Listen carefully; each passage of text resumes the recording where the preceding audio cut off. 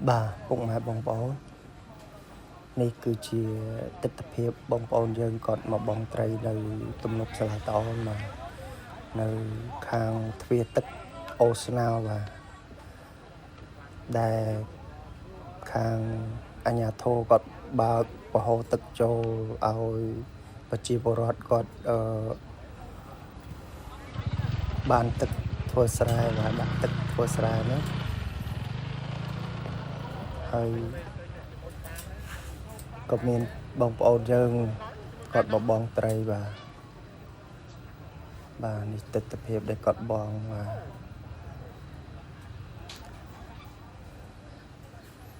ត្រីប្រភេទត្រីមានត្រីកពាត់ត្រីឆ្លាំងត្រីឆ្ពិនត្រីកាហែមួយអញ្ចឹងបាទវាតន់មកច្រើនទេប៉ុន្តែបងប្អូនយើងគាត់បងបានហើយនេះមួយគេគាត់បងតាំងពីព្រឹកក៏បាទហើយទស្សនភាពដែលខ្ញុំថតនេះចូលម៉ោង1ជាងបាទចូលម៉ោង1:02ហើយបាទ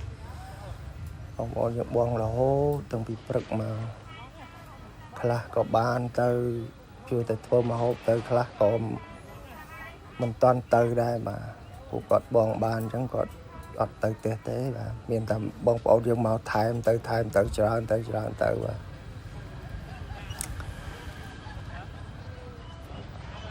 នៅខាងទ្វារទឹកប្រឡាយស្នោ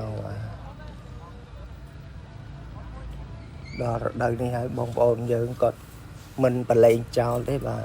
ឲ្យតែមានទឹកដឹងតែគាត់មកបងហើយបាទហើយបងប្អូនយើងអ្នកមិនតាន់ដឹងបាទសូមអញ្ជើញមកបាទធីមអ្នកបងត្រីទាំងអស់គ្នាបាទនេះគាត់មកបដាហើយឃើញទេហើយត្រីយើងក៏ចាប់ផ្ដើមឡើងមកបដាហើយឡើងមកផងអាចធ្លាក់ចូលតាមទ្វារទឹកនេះទៅផងបាទ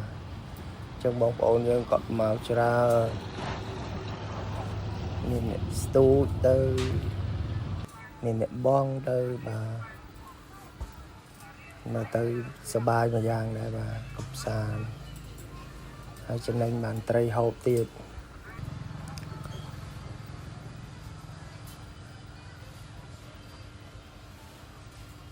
មើលទៅស្ទើរដាក់វែងគ្នាចាំបងណាព្រោះកន្លែងយើងបងវាអត់តន់ស្លាស់ល្អទេដូចថានៅខាងក្រោមហ្នឹងវាមានស្មៅដែលពេលដែលអត់ទឹកហ្នឹងវាមានស្មៅមានអីអញ្ចឹងណាអញ្ចឹងកន្លែង